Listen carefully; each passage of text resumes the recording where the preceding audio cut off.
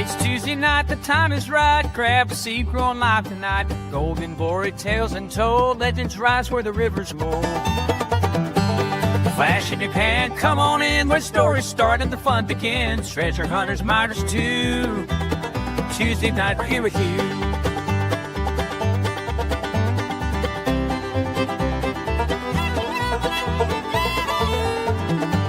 From the creek bed to the claim, digging deep, chasing fame. We got friends from far and wide, so hit that chat, don't be shy. Flash in your pan, come on in, explore resort in the fun. Big treasure hunters, miners too. Tuesday, we're here with you.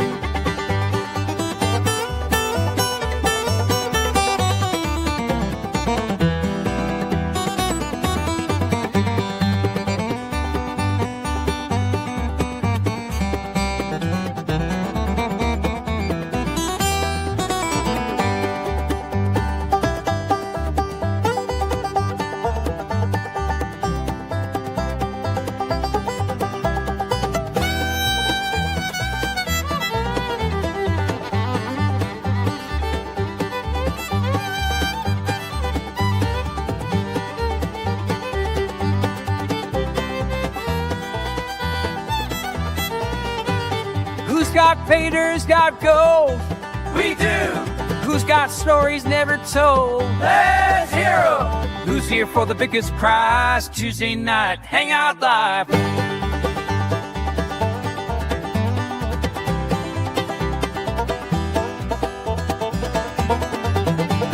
Flash in your pan, come on in where the stories start and the fun begins. Strike and venture to survive. It's Tuesday night, Hangout Live. Let's get digging.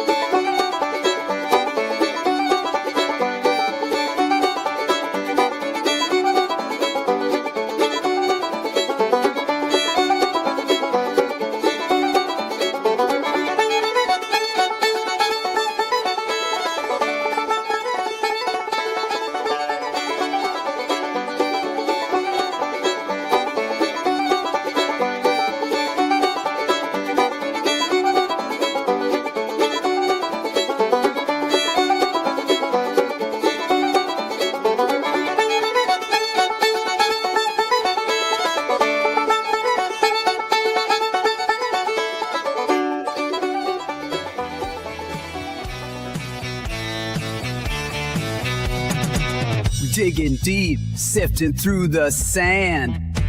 Treasures out there, gotta find that land. From the creeks to the hills, where the gold dust shines. Grab your pan, it's adventure time. Tuesday night, Hangout Live. Gold fever burning, let's do this right. Legends and stories, nuggets and finds. Tuesday night Hangout, gold on our minds.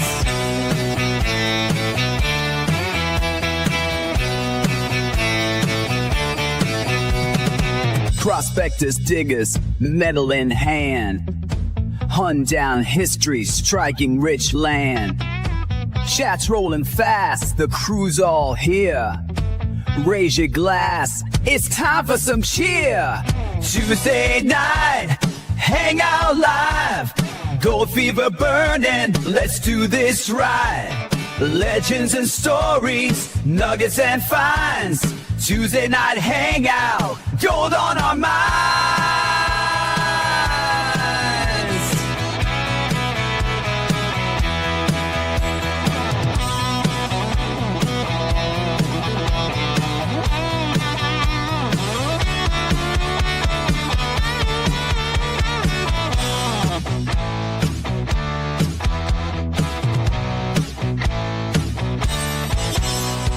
Flash in your pan, you know what they say. Once you get gold fever, you'll never be the same.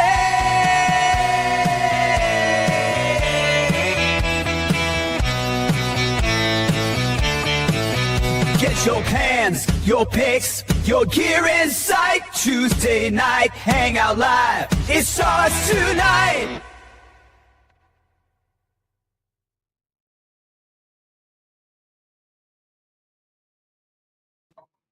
Oh, doggone it.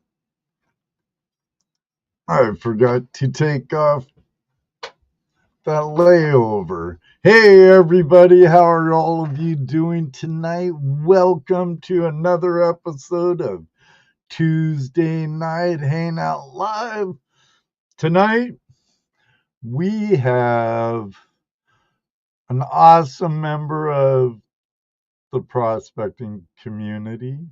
She's a professional archaeologist, and I'm sure you've all heard me say that I always had an interest in archaeology and anthropology and stuff like that. So I'm really looking forward to it. Greg Me Minor, good to see you. I hope all is well in the great white north. Rusty Nugget, Billy, good to see you here. Jeff Bro in the house. Hobo Rob and Gentleman Prospector and Mama Bird, thank you for being here. Hola, mi amigo David Villa. Always good to see you, my friend. Adam Wise, good to see you. And I know I saw more in here. Mr. Lodak, the world's greatest moderator. Should be a good show. Lee Hirschberger, the old owner of the Little Spinner, I think it was. Great little centrifuge. Careless Whispers in the house. Great to see you. Jeffrey Button, welcome. Good to see you. Hey, Flash in your pan. Good to see you. Just messing, you know. But tonight it's going to be a really good show, like all the rest. But you have to make it past this, what's coming next. So don't go away. Gail and I will be right back. Hello, everybody, and welcome to another episode of Tuesday Night Hangout Live. It's Tuesday night Hangout Live. It's Tuesday night Hangout Live. It's Tuesday night Hangout Live with your host Ed Marvin. Tuesday Night Hangout Live is a Flash in Your Pan production.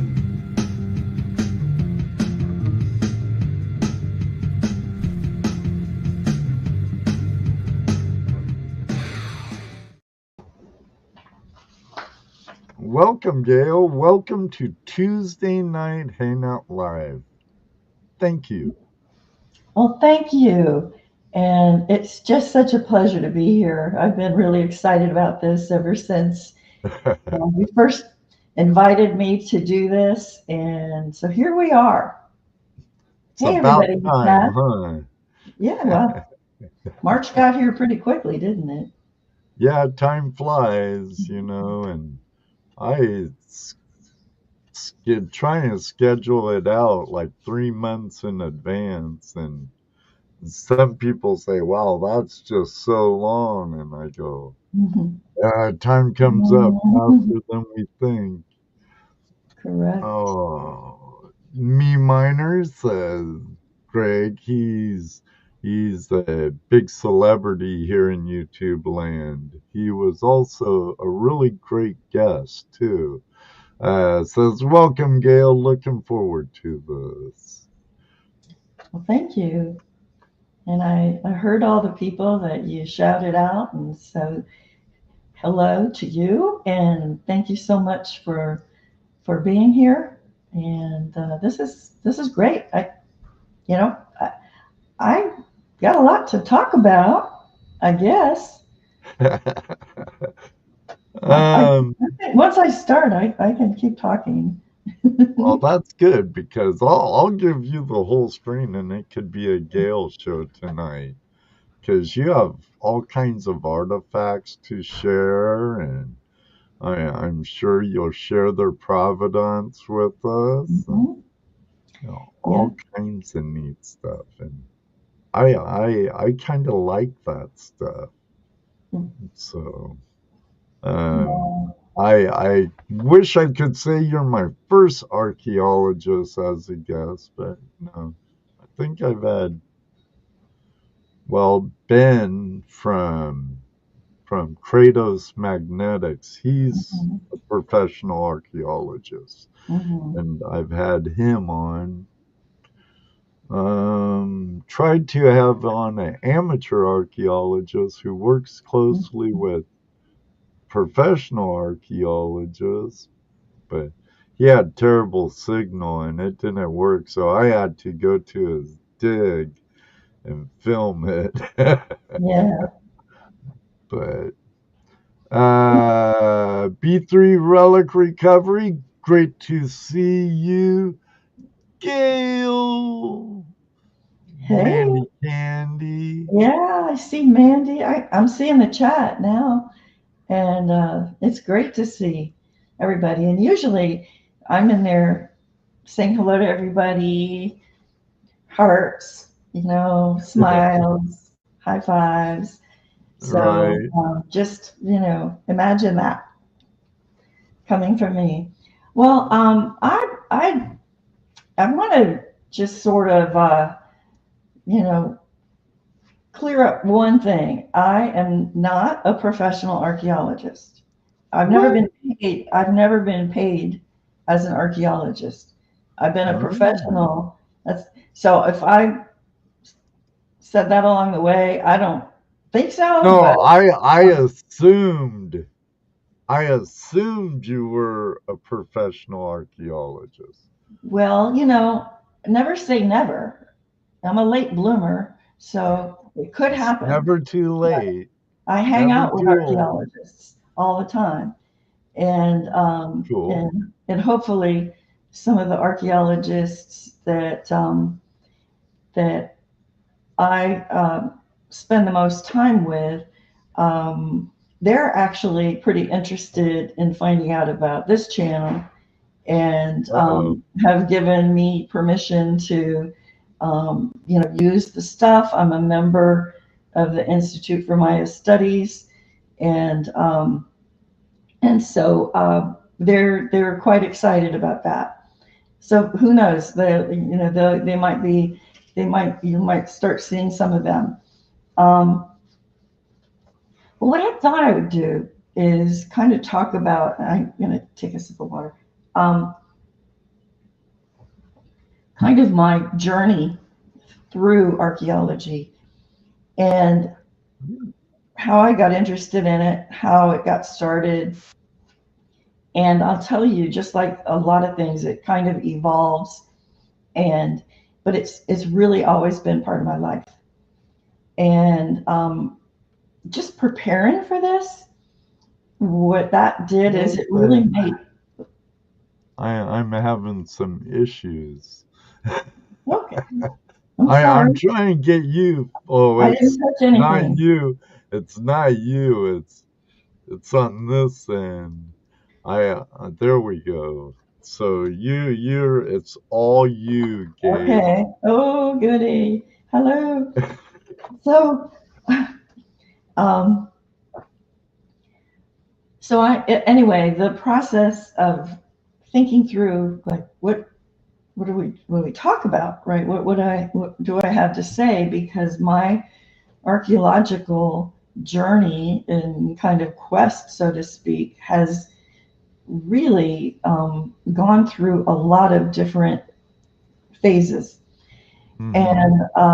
And it really it caused me to reflect back to where did it really, how did it really start with me? And it was really kind of always part of my thought process, and just in my family, just history and interest in history was just part of something that they talked about all the time. My mom was a teacher, and she loved teaching Florida history, and the shell mounds and about all the different historical things in the state of Florida.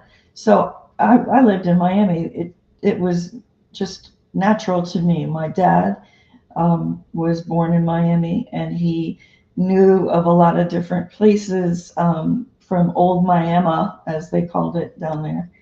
And he would take me to those. So I didn't really turn into, it kind of went through a stage of treasure. Like I was interested in treasure, and they took me to dig rubies when I was a little kid in Franklin, North Carolina. And they ended up buying some property there. And while I was preparing, oh great, what did I do with it? It's right here. I thought, I bet I still have the rubies that my mom saved for me in a little pill bottle and wrote on it. And here it is. I found it in my safe. Rubies dug in Franklin, North Carolina. My mom was really into organization and labeling things, and you can see how old this is. And so I thought, well, this is fun because rubies are a thing, right? And I'm loving that. And I poured them out, and I'm looking at them, and they're not rubies. They're not rubies. I don't know what they are, garnets and little chips of sapphire or something like that. I definitely know it came out of the dirt in Franklin. I was there, but they were telling me that it was rubies, and they don't fluoresce. They don't look like any of the other rubies that I have, and they're tiny, but it was really cute. And anyway, in my mind, I had a jar of rubies, and I was good with that, and so I kept going and kept loving it. So, and then just to, I need to kind of skip over to, I don't know if I can show pictures like from a PowerPoint. If I did that on my screen, if it would show up on the screen, do you think? There's a way you can share screens and stuff, but you're on a laptop. You don't have multiple monitors, so I don't know how it would work. I won't try. But what happened is I did find really kind of pictures that support everything I'm going to say tonight. And at some point I can just post that as a little presentation, just to kind of talk about, where did I go? I got a Christmas card from my grandmother, and she was on a camel in front of the pyramids in Egypt. And I was like, there goes Grandma. She always likes to go interesting places, but that one looks really cool.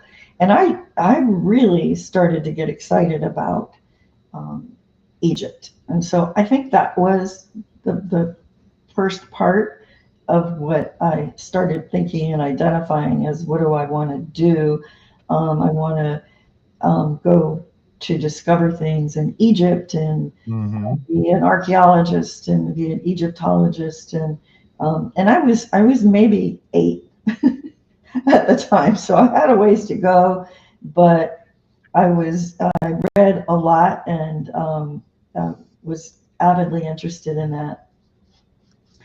And then as I kind of broadened my scope and experienced other things, what was very, very present was just the idea of Rome and Greece, and ancient Rome and Greece. And so I became captivated with them, and I studied a lot about that. So I really always wanted to do that.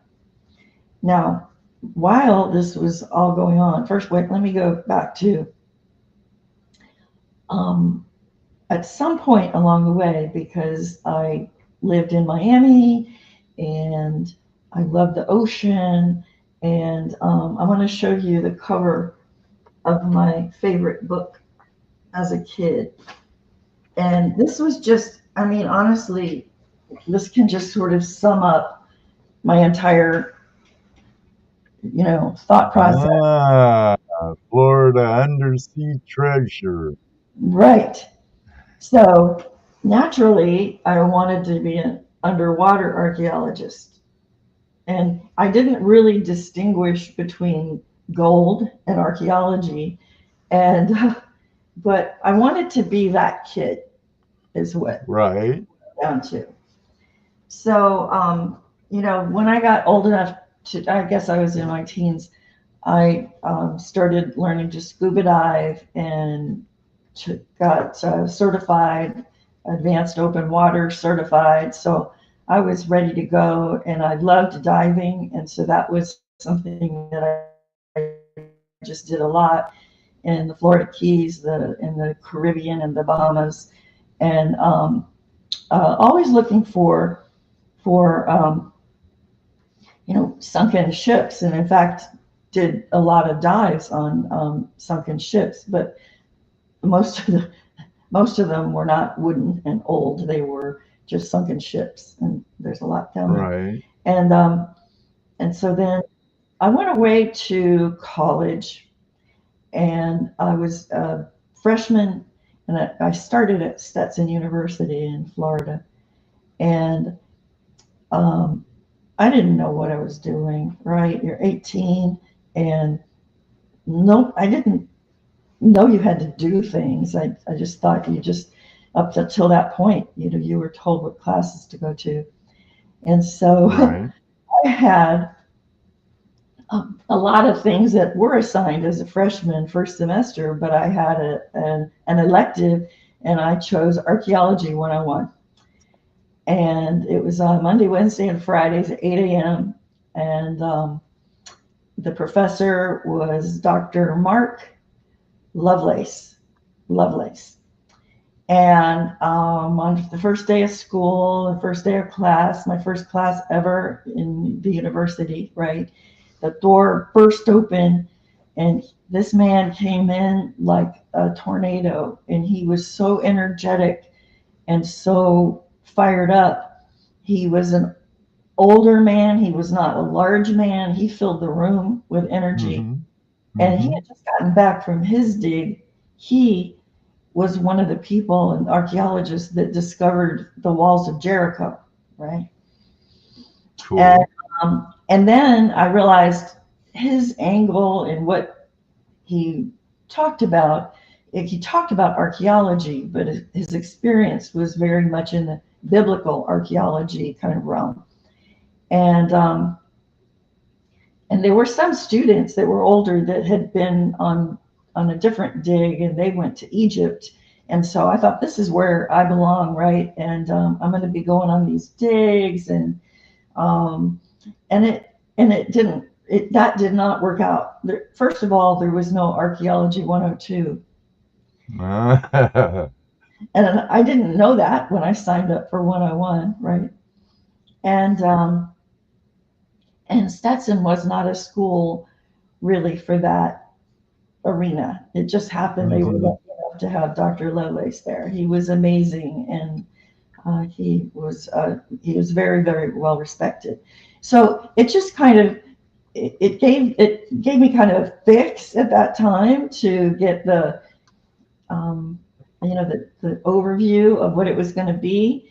But there were a couple of hiccups along the way, and let's call them hiccups. But I think I believe that we kind of are where we're supposed to be, and some of the things that happen along the way, they don't even really make sense until later when you look back. I might have frozen. Oh, you're back. Okay. So, all right, I have to kind of back up. My family was really in the education field, and it was sort of an unspoken expectation that you go to college and you be a teacher. That was that's what the kind of the vibe was. And Sounds a lot like my cousin's family. yeah, They were all in academia. well, so my mom and dad met at the University of Miami, and I have a picture of their first date. It was a blind date. And my dad was 10 years older than her, and he had been in the service, and he was getting his master's in psychology when my mom was getting her undergraduate degree and in education. And my grandmother, Camel Grandma, um, was also getting her master's at that same time. And my dad's brother, my Uncle John, was in law school at the same time. So the yearbook from that year is like a family reunion kind of thing. So I want to emphasize this is kind of the environment that I was in. And I have to tell you that I did not want to be a teacher, straight up. I just didn't. And I didn't have a particular reason, but I saw my mom come home every day and she would complain about whatever. And I thought she didn't seem so happy. I didn't know actually what she did, but she was very good at it, and she did it for a long 30 years and retired. But I'm telling you all this because when I was in high school, one of my aunts, who was my mom's brother Charlie, married Judy. Judy taught at my high school, and she said, "Oh, you've got to go take this test. It's to get a scholarship, and it's on Saturday. I signed you up." And that didn't sound, oh, please, no, you have to do it. You have to do it. I loved her, right? So I got up on Saturday, and actually she ran the school newspaper, and she sent 2 of her students to my house to make sure I got up and was going to that test. And so I did, and I won it, right? And then I found out it was for education majors. And so I had a scholarship now, if I was an education major. So I was an education major, and my first class was archaeology, and then yada yada, a bunch of freshman classes and all the other stuff. And at no time, I did take some classes, but the first 2 years is pretty much a prescribed. I didn't have to take any education things because I had to just get farther in my education to get to that. Mm-hmm. So now I ended up going to Florida International University I left Stetson because it was really, really a small town and a really, really small school. And I just wanted to be back in Miami, and there was this new school available, and I went to it. And I was an education major when I first got there. And so I did all that, got right up to where you go teach a class. I know this isn't archaeology, but it is. No, it's part of your story, and if you obviously think it's important enough, so you're bringing it up. Well, it's all about you tonight, Gail. Okay. Well, I promise I get to the archaeology. I just wanted to explain that I had a career, and let me go back to, it was my semester in my education major where you go and you do like an internship at an elementary school. And I went and I was assigned to Coconut Grove Elementary School to a 3rd grade class. And so I reported in there, and this was it. This was my internship. And the kids were throwing chairs at the teacher. They were screaming and yelling, and I was like just mortified that, and the teacher wasn't teaching. And so at the end of the day, I went home, and by the way, I got married right after so I wasn't married yet, but I told Bill, my future husband, that I was never going back. I said, I'm not going back. I don't know what that means. I'm going to have to change my major or something, but I am never going back there again. And I never even told them I wasn't going back. I literally never went back. And so I went and changed my major, and it's like, what do I do? I like to write, so English. And it seemed like a fast way to get out of there. So I got my degree in English, undergraduate degree in English. And at the time I was working as a temporary at a Ryder system. And while I was sitting there in the law department, helping out with the law department, a man comes in and asked me, he said, I heard that you like to write. And I said, yeah. And he goes, you got a degree in English, right? Right. And he goes, well, have you ever thought about writing training? And I said, no. And he goes, well, let's talk about it. And so my first job was, it's called educational writer/editor. And I started writing training programs, and I didn't know what that was about. But I found out that at my school, they were starting a master's program in adult learning and education. And so I enrolled in it, and I was like learning as I went. So I was able to do my job. And I actually really loved it. I loved it a lot.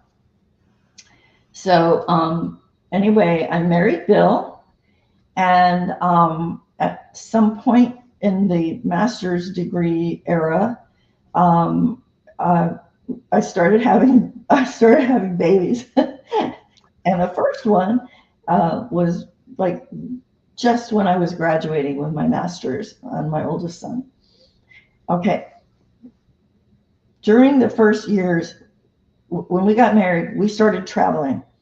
And the first place we went was to the Yucatan Peninsula and to climb pyramids, because we both were so interested in history. He had traveled around the world. He was also very interested in that. So we just up and decided to go into the jungle and go to Chichen Itza and, let's go. And our approach to travel from that point on was always pretty like, just let's go there. This is cool. And if we have kids, well, they're just going to have to be good travelers because they're going too. So my dad had been studying Maya history, and he was a member of the Maya Institute that I'm now a member of. And he was in the original group that met in Coconut Grove, Florida, in the Museum of Science, like 2 nights or 1 night a week. And my dad asked if he could go on the trip with us. Yes. So there's pictures of me, and I put a couple of them up on my webpage, my channel page, and but there's more. And we just ran up and down those pyramids, the Chichen Itza. I ran up and like slowly went down. I was so scared. But that was the beginning. We had to drive through the jungle, and we stayed in the Mayaland Hotel. But then we got up on top of the first pyramid, and when I looked out, all I could see was trees as far as you could see, but there were like different shapes. And I remember standing there thinking, I wonder if there's more stuff under there that we don't know about, right?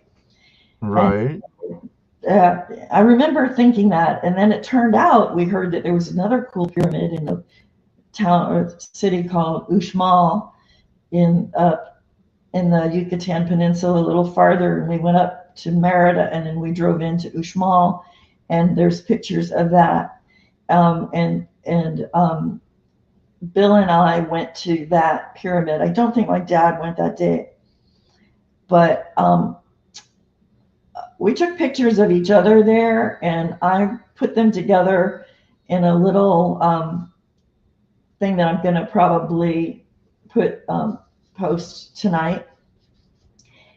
Because when we did your live stream, I was talking about archaeology, and somebody goes, "Wow, that sounds like Mrs. Indiana Jones," and I was like, "Oh, Right. that's cute, right?" And then, so what I wanted to do, and what I did on this little video I'm going to post tonight is, you're not that far from, it's not that far from the truth, and here we are, and this was our first expedition, really, and from then on, we went every single country in Central America, all the way from Mexico, all the way down through all of them. And there were Maya ruins in all of them, and all the way down to Panama, and including Panama. Mm-hmm.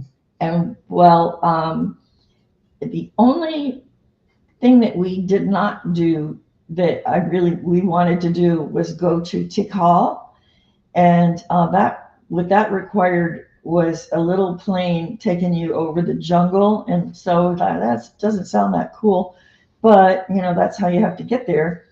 And then the pilot, who was the same guy who gave us our tickets and took our bags, Right.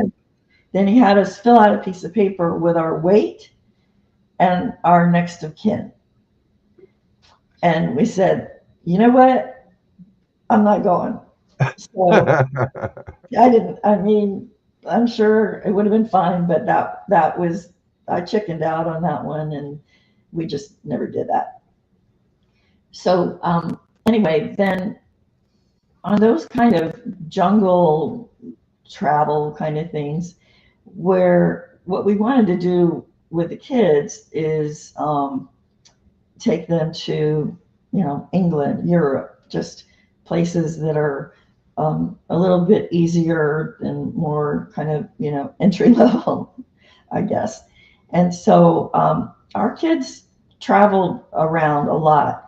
And I say kind of entry level, but, when they were, I guess the youngest was about 4. And so the youngest was 4, my youngest son. And then my daughter at the time, I think she was 6. And that meant our oldest was 9. And Bill says, hey, why don't we go down to the equator or below the equator and see if water goes down the drain the other way? Y'all want to go? And we're, yeah, let's do that. And so we did. And so we flew down to Quito, Ecuador, and going over the Andes. That is when I started, maybe this, I don't like planes, I don't think. Maybe this was not a great idea. I really did kind of prepare pretty well because being a mom with 3 kids and traveling around all the time, it's like, okay, we can do this.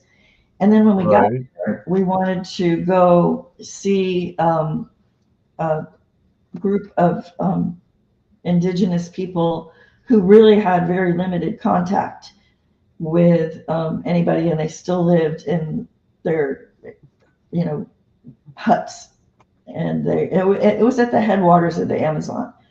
So we got a driver, and we got in a car, and he took us up to over the top of a mountain to where the other side was, where this Indios de los Colorados tribe was. And on the way up, the driver, we realized, didn't speak English, but he said yes, yes, all the time. And my oldest son was very curious all the time, and he asked the man, like, oh wow, is this the jungle? Yes, yes. Is oh wow, is there snakes in there? Oh yes, yes. And he asked a couple of, then he goes, are there tigers in there? And he goes, oh, yes, yes. And I could see my son like, oh. And then he goes, are there dinosaurs in there? He goes, yes, yes. And my son turned around and looked at me in the back seat, like, and he goes, are you sure we're going to be home before dark? And he goes, yes, yes. So that was the thing, is you had to be home before dark, because there's one road up there to the top of the mountain and go to one direction, and then at a certain time of day, you can only go down. So you had to get up there and then turn around and get back. So we did that, and that was and we spent some time with a family that were barely dressed, and their hair was plastered down in a kind of a bowl haircut with the achiote is what they put on their hair, and it was like a seed, and they were showing us and took out, and they kind of showed how in the side of the seed it was almost like lipstick in there, and my daughter, her lipstick, and this was our dragger who was giving us this tour. And so I looked around, and then the next thing I know, she had red everywhere, on her clothes, on her face. She put it on. It was all over her fingers. So she was putting on lipstick. And it stained for weeks. Yeah. So she had to literally start school like that. With lipstick stain all over? Yeah, permanent lipstick that eventually wore off. But so I now, I wanted to travel more. I wanted to go see other things. And so going to England, we quickly learned how much Roman history was there. And so we did the normal things in England, but then we also went to all the different, major Roman ruins, and just the Bath, all the way up to Hadrian's Wall. I mean, it was an amazing experience. And so many years later, we were going to go back, and that's when I said, no, I want to get in an archaeological dig. And turned out there was one in York, and they had a slot available in York, and that was where I learned. That's where I had field school, and did the excavation and finds processing and identification and processing, and I was really kind of the newest one in that group, but I got great experience and worked with archaeologists, and I was in the trenches and absolutely loved it, and then I wanted to do that forever. Problem is, I had a career, and my career, which started out in training, led into more training, and so I became the director of training and got into different industries. I was at Ryder System, and then I had my own company for a couple of years while the kids were really little, but then I was hired into I did consulting, and I did that for banks, because banks, they needed training on all the compliance things. And so I started working for a bank, and I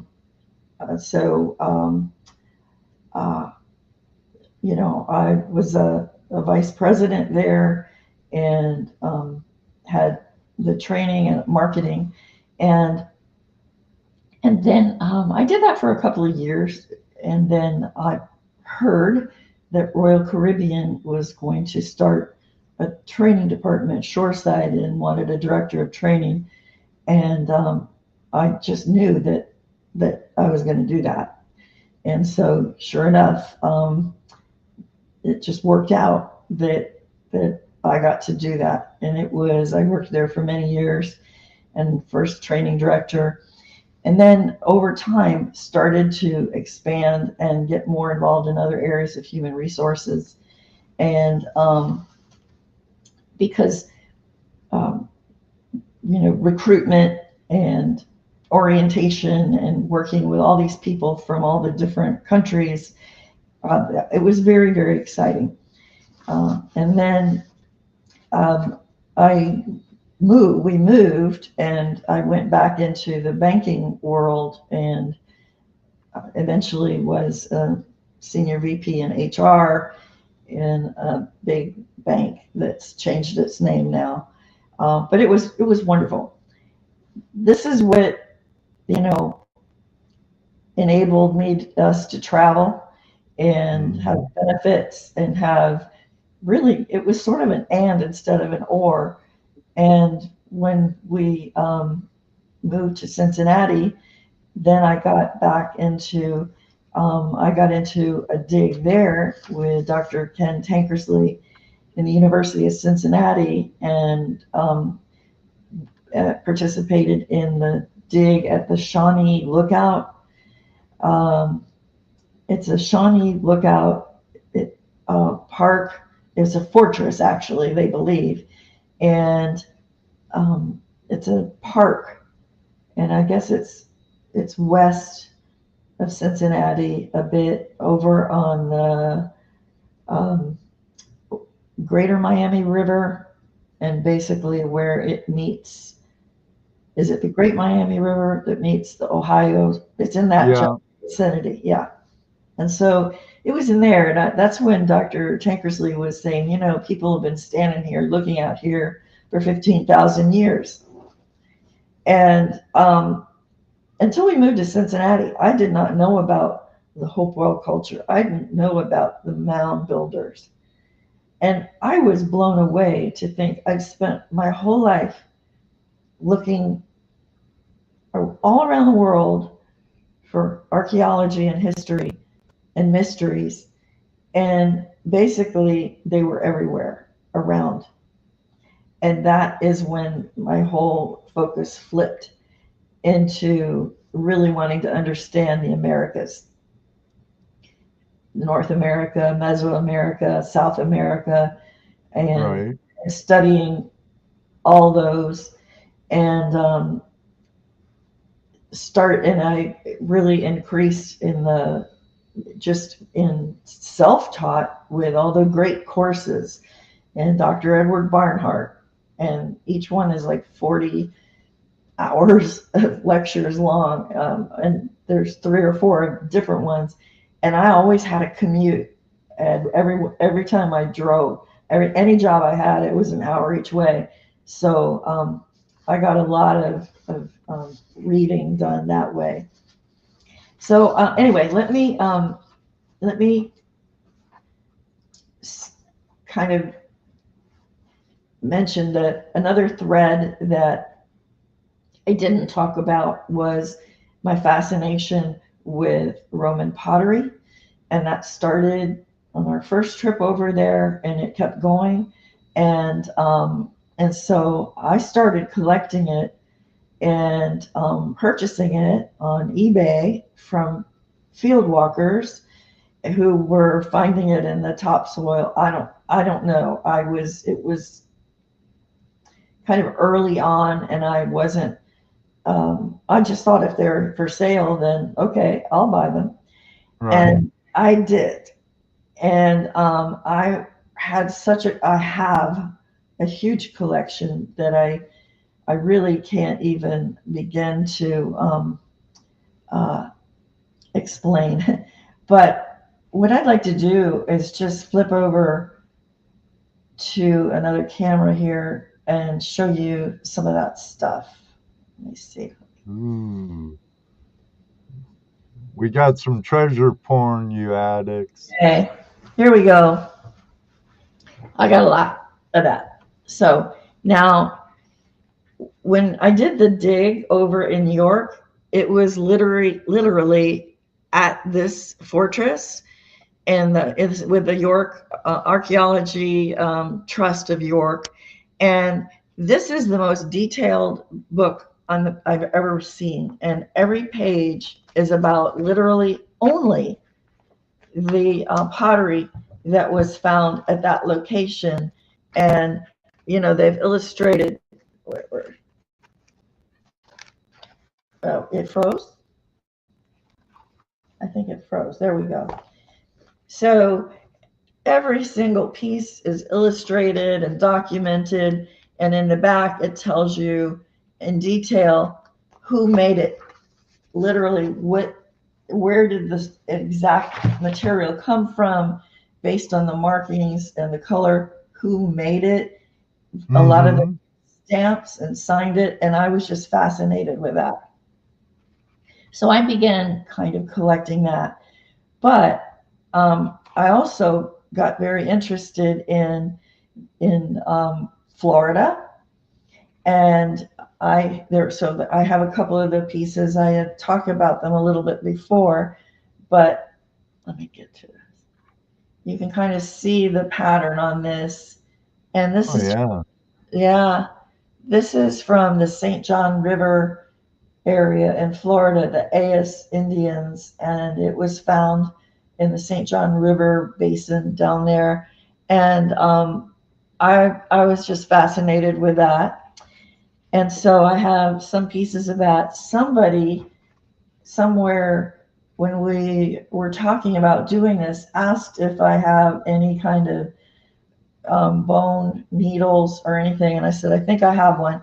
And so this is, it's not a needle from the standpoint of having a piercing up there. It's broken. Let me get it right. As you can see, but it's made of bone, and this is from, it's Paleolithic, easy for me to say, time. So I collected that. So as much as I wanted to, wait, let me get some.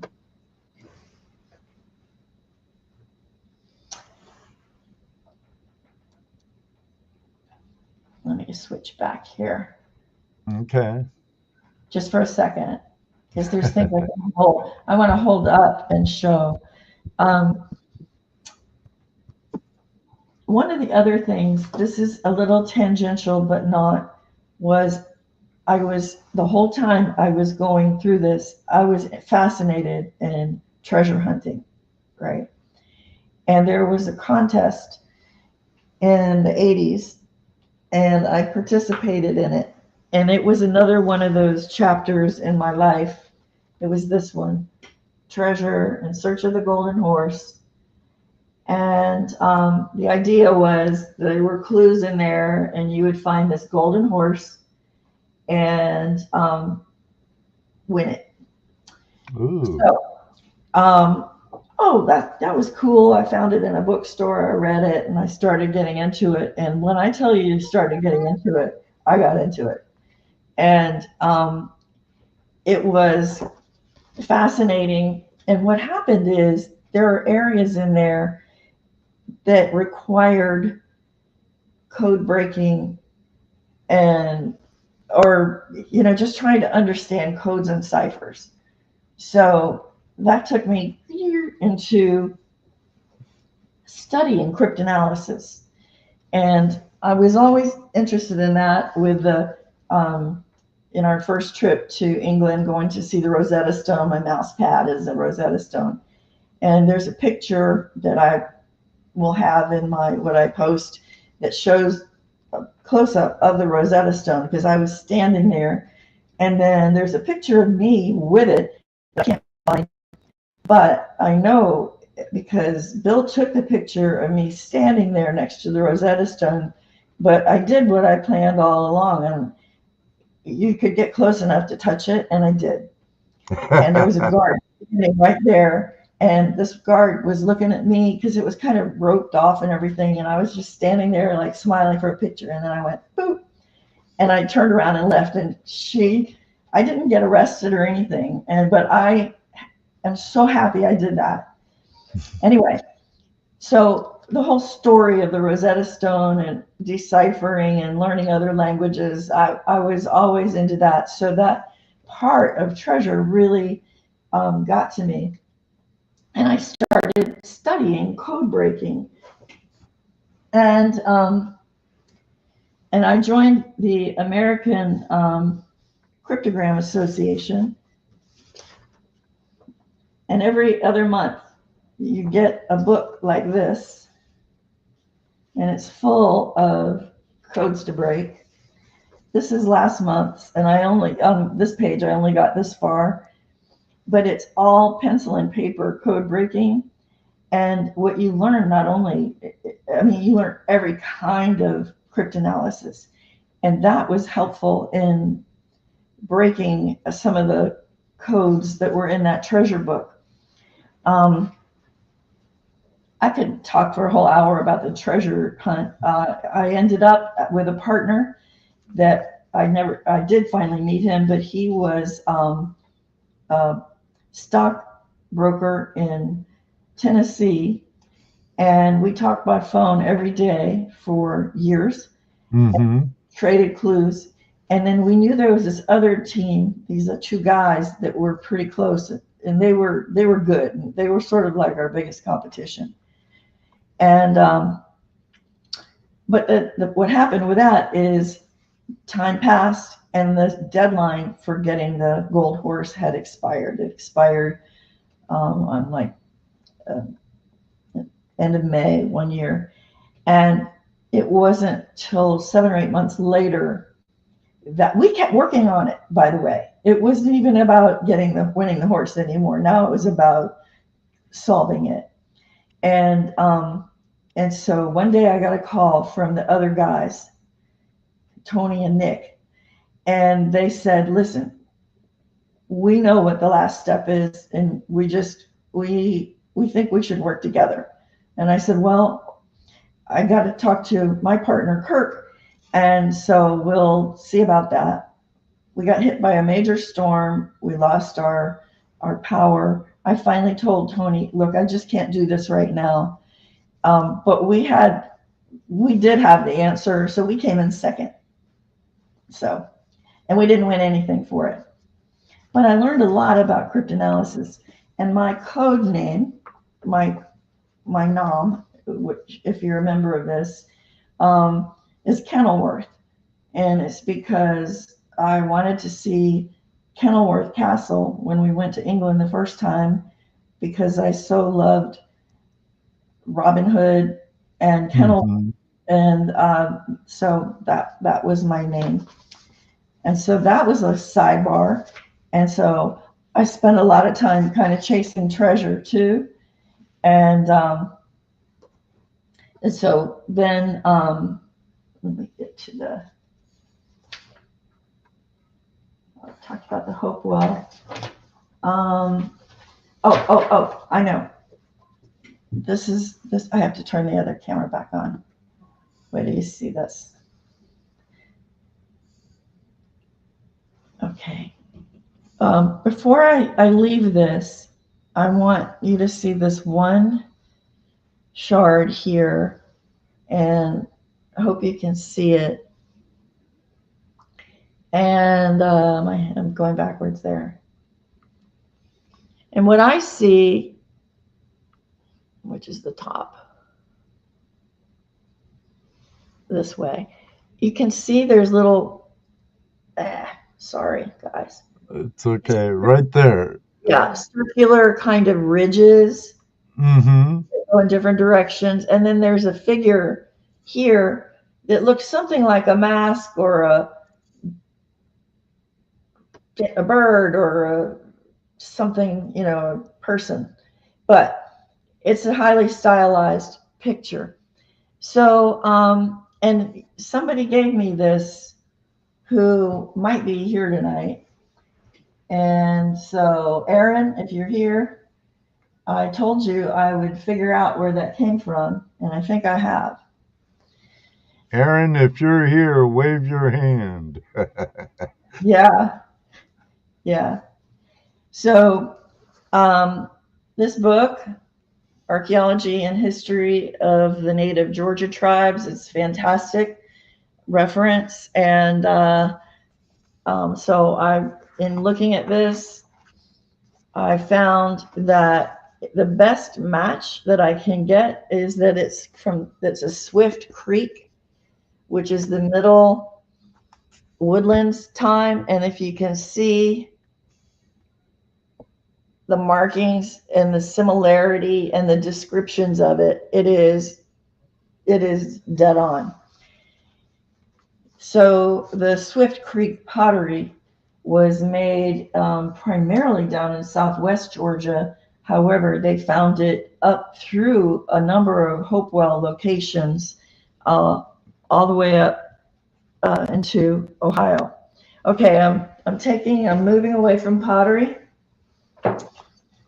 and I'm going to show you. Yeah, we have Fort Ancient by Chillicothe, which Yes, is Hopewell. yes. I'm glad you said that, because I wanted to say that the time in Ohio, I did get involved with the Ohio Historical Society. They were applying for the UNESCO World Heritage Site for the Mound Builder Complex, and it was awarded a couple of years ago. It became a UNESCO um, World Heritage Site. And I had a lot of pictures of myself standing in all the different locations. Actually, I remember seeing signs up there last time I was Yeah, there saying yeah, that. yeah. Dr. Brad Lepper is the archaeologist, the head archaeologist, I guess, for the state of Ohio.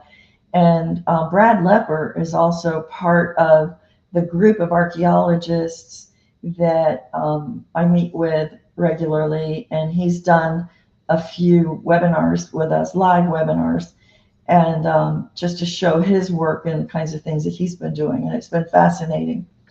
I have a playlist that I'm going to be really focusing on and making available of the different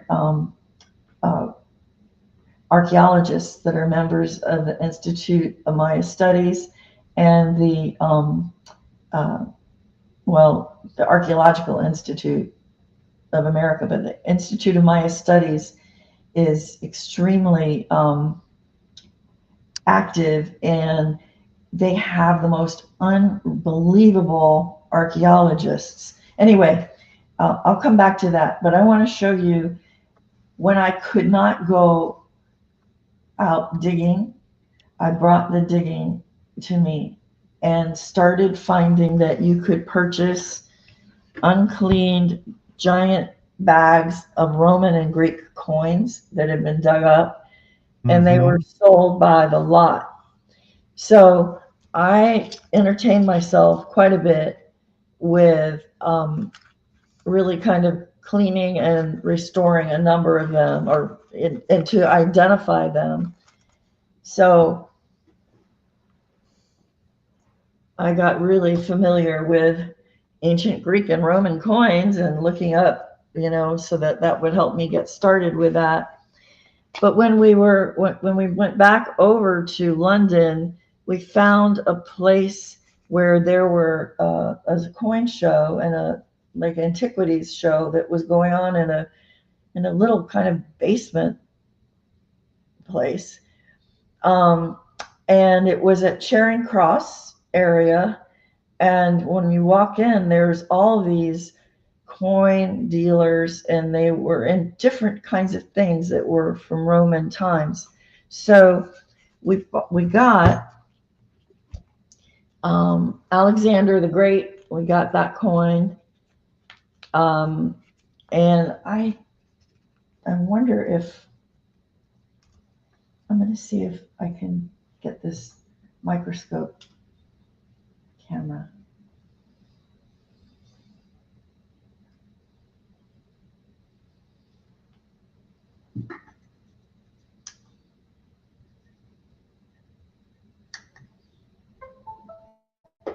quite the presentation, Gail. I'm really enjoying it. Oh, And thank you. got the microscope.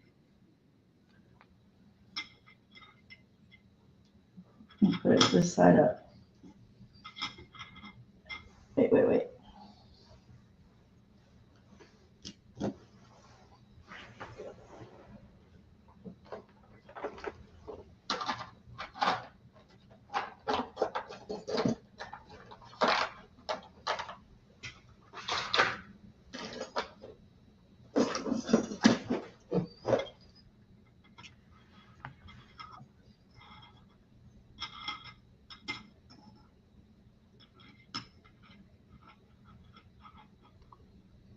Right there.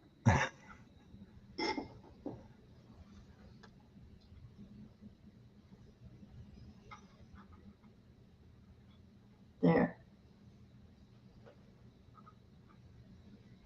Well, it's very worn, but this is Alexander the Great. The coin Well, I'm sure if we were that old, we'd be pretty worn is, yeah, too. pretty worn too. It was the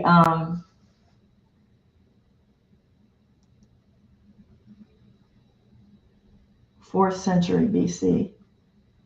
And then this is the reverse side. And here you can see it says Alexander in Greek. And there's a bronze club and a quiver on this side of it. And one of our sons is named Alexander. There, you can even see his face now. See his face? Uh-huh. Yeah, that's the guy, Alexander the Great. And so we were still on a roll with Macedonian stuff. And then this is a horse riding through a stream or a creek. And the rider is Philip of Macedonia, who is Alexander's father. So this is also the coin is Macedonian 4th century BC. And this is a bust of Apollo on the front. I'll just keep turning it till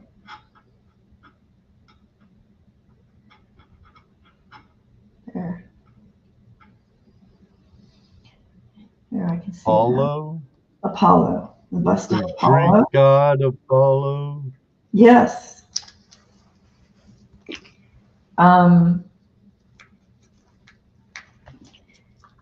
Those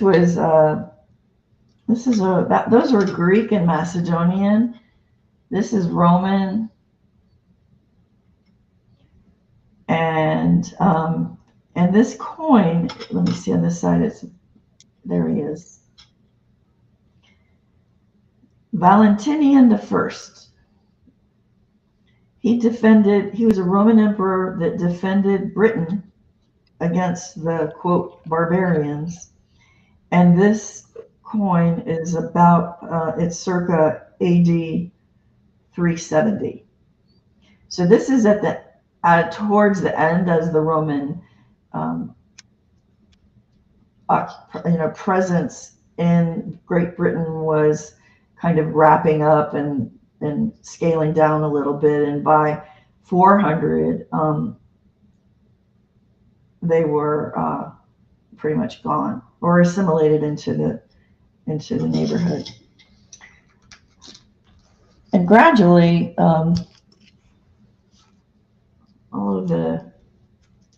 many of the things that were built the stones came in very handy for the locals to use to just build their houses. And this is Constantius II, Caesar, AD 357 through 361. And so he has on the back, this is wild. This is a soldier stabbing a horse. Where is it? Here. A fallen horse. Soldier is stabbing a fallen horse. Hmm. I don't know. There he is. There you can see it.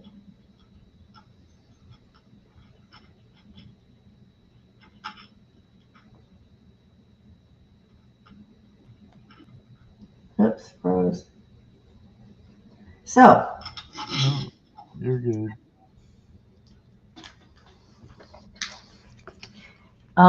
there's other ones, but there was one thing. I also got this ring, and let's see if we can see the.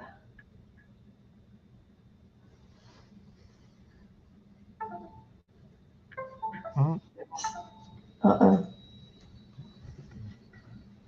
you might have hit your USB cable for your microscope. I think I did. So, anyway, it's a ring. And the microscope is just too.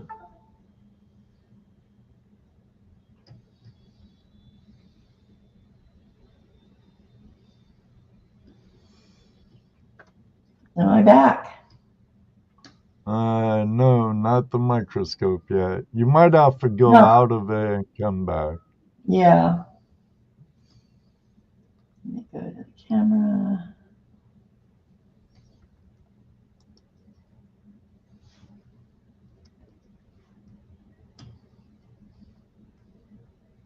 Integrated camera.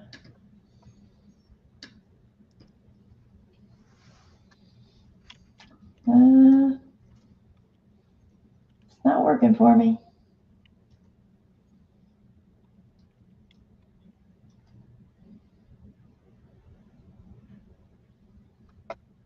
Okay, what did I do?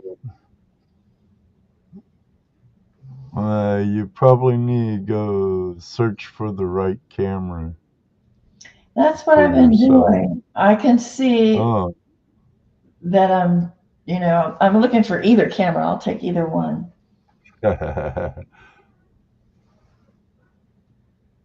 oh, the joys of live streaming. You Yeah. never know Sorry. what happens.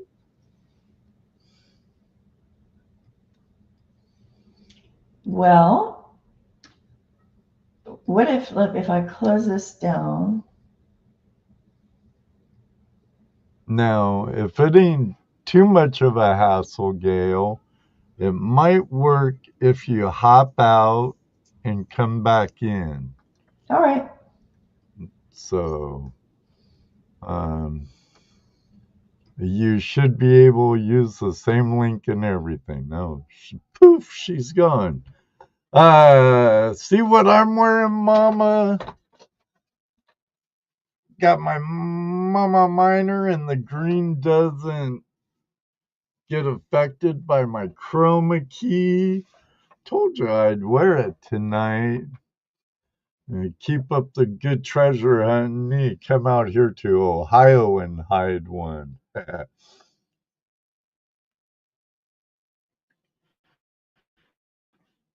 I hope all of you out there are enjoying Gail's presentation and her background and stuff and her archaeology finds and stuff. I know I am.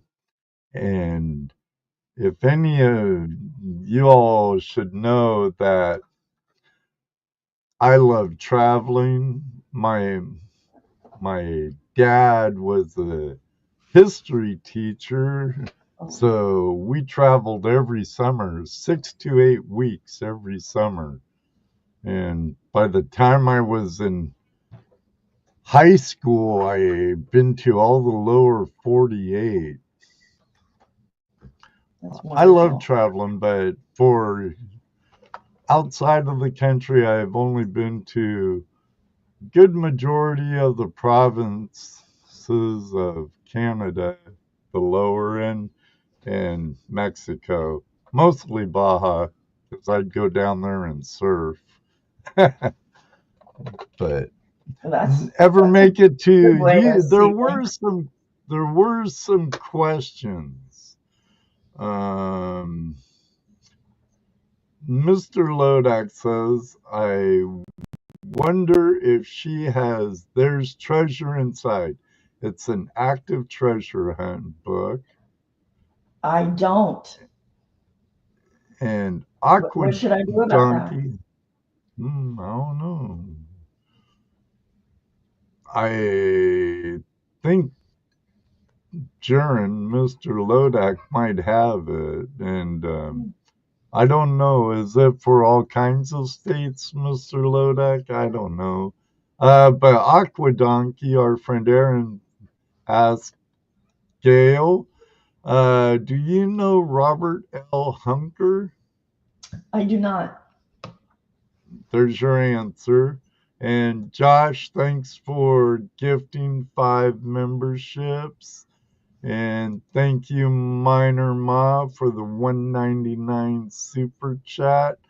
And she says, I love her sense of adventure. What's Mr. Lodak saying now? He's tagging me. Oh, it has ciphers and things to decode. Oh, that sounds fun. And then wrong comment. It's in 3 states, but what ones aren't fully clear? Okay. Jim and Shannon, hello. Can Gail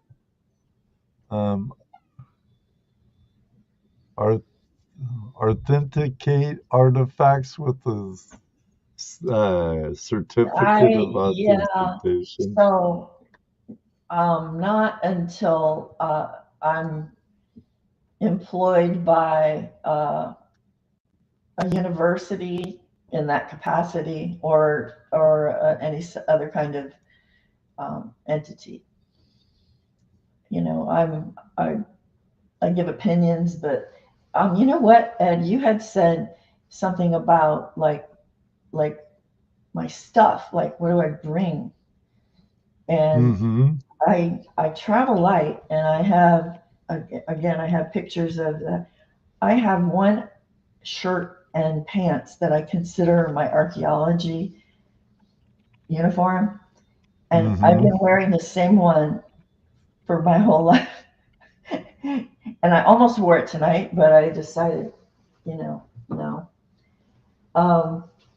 But I have an archaeology bag. It's orange. My gardening one is green. My gold bag is black. This little puppy has traveled with me, and it's really important to have when you're knee saver. It is a knee saver. This is my favorite hat. I mean, I like Tilly hats, but this one, what I like is the neck protection. So when you're bent over all the time, and if I have my hair up, I'm not getting my neck fried. Right. That also worked good in the gold fields too for you. Yes. So the bags are all stored in the same place, and they have become interchangeable. Oh, can't forget the Can't forget that. A really bad looking old toothbrush. It's not for teeth. This kind of brush for kind of clearing off things. But my number one tool is my Marshalltown trowel. And I bought this the first time I was going to dig. I got the list of what to bring, and it said get a Marshalltown. It didn't say to get a Marshalltown, but it was recommended. Well, Marshalltowns are really good floats, mason trowels. I have one just like that. There you go. Well, Actually, two. the archaeologists they have kind of a thing where over time they get shrunk. They get worn down to like, how small is your trowel? Because that means it's really a sign of how much you've been digging. And so, I have a long way to go, but that's what. One day that trowel might end up looking like a tuck pointer trowel. It might. It just might. And then I have kind of on the smaller scale, I'm really, really, really into small tools, right? Anything that I can get that would allow me to work on things that these are files and points, different brushes, just tiny tools. And on a bird out there, I mean, I use crochet hooks, anything I can get my hands on that's little and sharp. And of course, a whole row of brushes that those are, they kind of wear out. And so I have like 3 stories of this, and keep my little tools in there, and they make me Now, very do you happy. take a David Villa asked camera? Do you take a camera with you on your Yes, dig? yes. And the pictures are on this.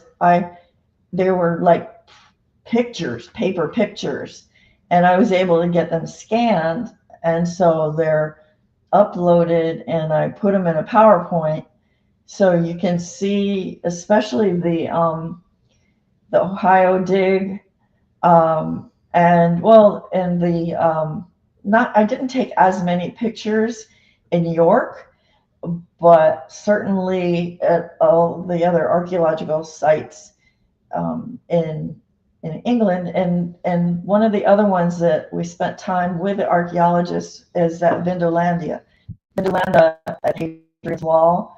That it was just an amazing site. Amazing. Here's a little tidbit. Now, the Romans actually did hydraulic mining in Great Britain, Spain, and there's the place, I think it's Spain, that the land is still scarred by the Romans and their hydraulic mining. Isn't that crazy when you think about that? I mean, and their hydraulic engineering, and it was just amazing what they were doing. Oh yeah, like the aquifers and the aquifers that they built in Great Britain that are still there, and all over their empire. Actually, they had heated floor tiles. Flushing toilets, underground plumbing, like David Villa just said, plumbing. Yeah. We also went, so besides England, then the whole family, we went to Italy and went to as many sites as we could in Rome. And then between there and Venice, and then we sailed to Greece and were at the Parthenon, and we also went to the island of Crete and the Palace of Knossos. And so I have pictures of all of these. Ephesus in Turkey, and that was just, I've never seen anything like it. Ephesus, it just blew my mind. Every step you take in Ephesus. You're walking on shards.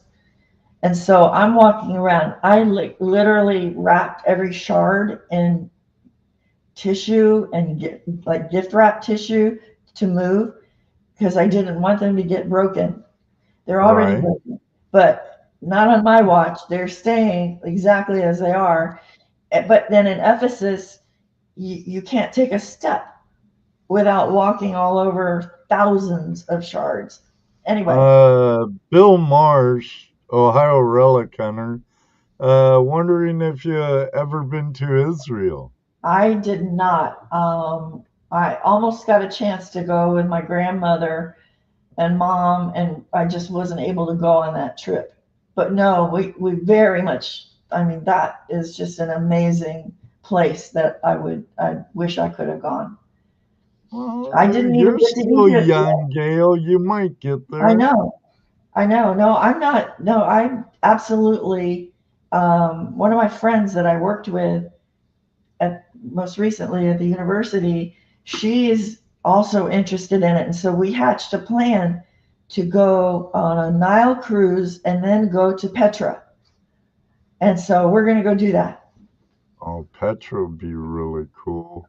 I know. Jordan, yeah. Yeah, I know. Uh, But we're like, I have not, Josh. I haven't, Tomcat Josh. I never see my grandmother was on a camel in front of the Great Pyramid. My mother went over, and there's a picture of her in front of the Great Pyramid. And I feel like if I don't do that, I'm dropping the ball. And I there's want still time. Lord willing, you'll get to, there, I know, Gail. but I want to bring my daughter and granddaughter just to get like a to get three more generations in one. Oh, that'd be really cool. Was Ephesus was a trading city? Yeah, it was extremely important location in the trade area. A lot, I mean, just Turkey was.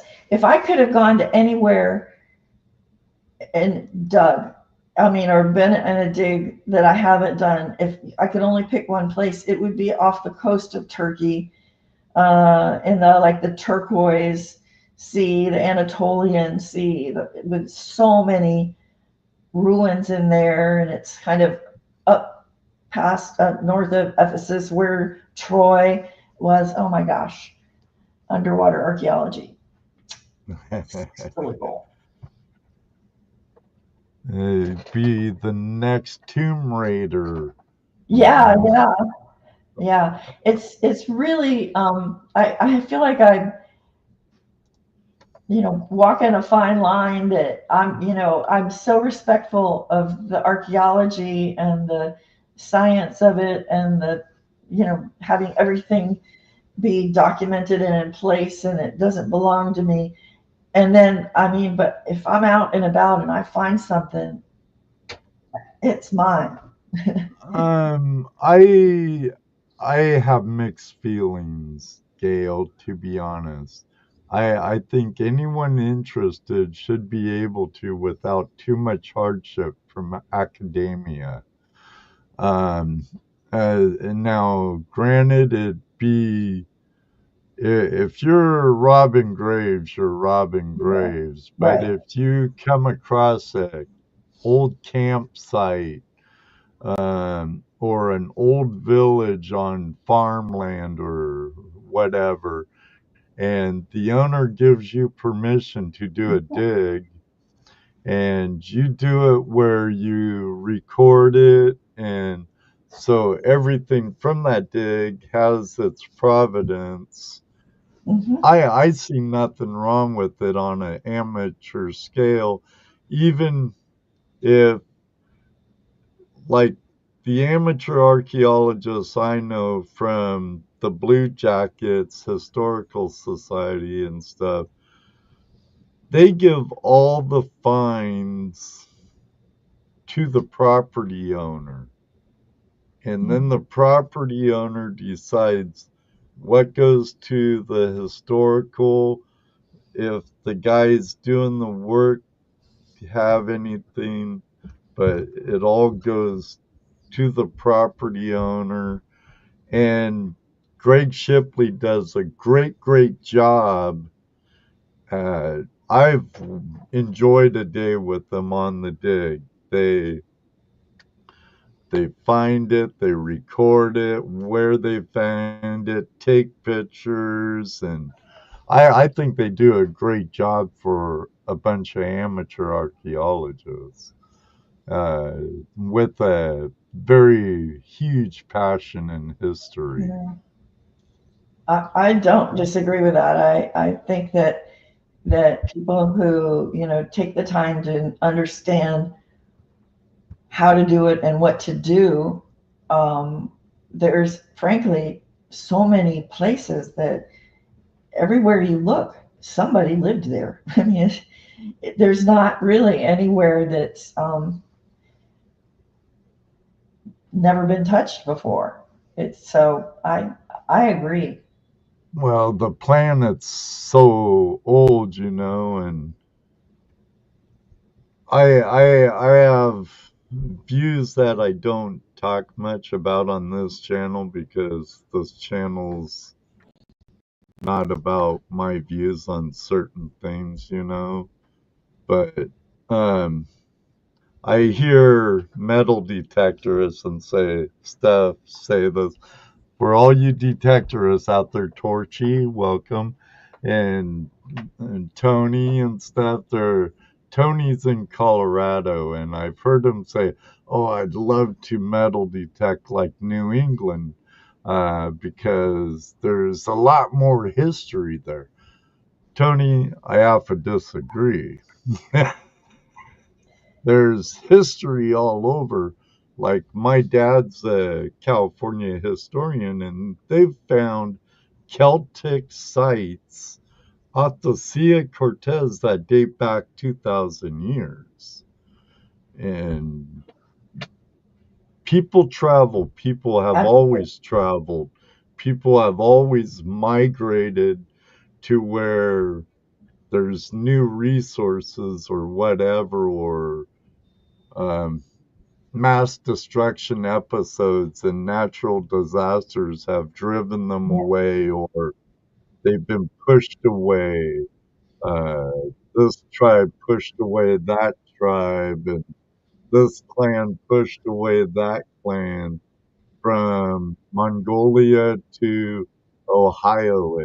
It's been happening. So I think all ground's old, and there's different types of treasure to find anywhere. That's just my 2 cents. So, but Ed, so you grew up with a history and historian environment. You went and did like volunteer and learned how to do stuff. You're really, not only interested in it, but you've been like participative, and you're out in the field all the time, and have a chance to see all that. So your perspective is very rich. Well, thank you, Gail. Gail, will you be posting those adventures, or will it not? I will be. Just by putting together what I am finding all the things since I moved, like where's this, where's that. I'm very anxious to do that because they're, they happen. This is what happened. This is where they were, and to kind of share that. Yeah, I'd be happy to do that. What I have not done justice to, though, is talking about what is going on with the Maya and with LiDAR and the research that's happening out in the field throughout Central America and South America. I'm sure LiDAR, especially in the jungles of the Yucatan or Amazon, or even up in the Indies and stuff, LiDAR can be such a valuable tool in that area. I know it's helped miners and prospectors with leaps and bounds. That's right, Jason. LiDAR rocks. Rocks, yeah. Yeah. So you're right. And the archaeologists that are out there, and some of them have been, they did their PhDs in the 60s or 70s, and some of them are still in the field working and have so many projects going on that you can't even keep up with them. And some of the ones that are just really remarkable. One of them I have to talk about because he's so. I just enjoy listening to him. I never know what is going to come out of his mouth, what he's going to say or do. His name is Dr. Nicholas Helmuth. And when he was like a grad student and working in the Yucatan, he discovered the jade jaguar under one of the pyramids. And then he proceeded to photograph it and document it, and that became his dissertation. And he took 16,000 photographs, and they're all now the property, and they're in the Dunbarton Oaks Museum in Washington that's part associated with Harvard. And so those are, and he encourages them. He says there's enough there for anybody to do their own dissertation on all these different topics. He's not kidding. But he discovered, and he did research and published on iconography in the Maya world that demonstrates that they used, are you ready? Enemas for hallucinogenic ritual purposes. I swear to God. So I want to peel the abada. I was like, listening to him live. That makes your butt cheeks pucker, I was don't like, it? wow, what? I was like, what's happening now? What is he? Is this real? So, then what happened is I'm with Moto. I think I'll pass. Yeah, he was not advocating for it. He was just reporting that he proved that this was a thing, and really nobody had done research. Well, it was so remarkable that year, it was just a couple years ago, there's this thing that happens after the Nobel Prizes that's called Ig Nobel Prize, IG.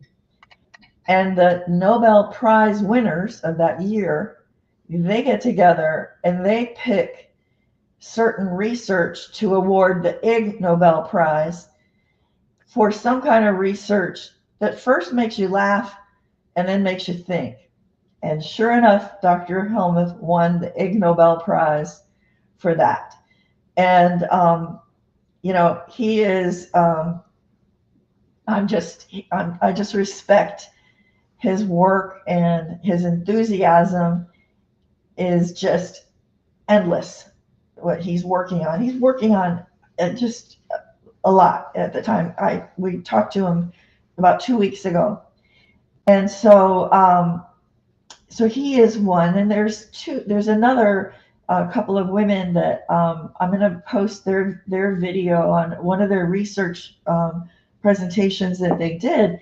These women in Belize, climbed down into this cave that was way down far, and they excavated in there, and what they found was amazing stuff.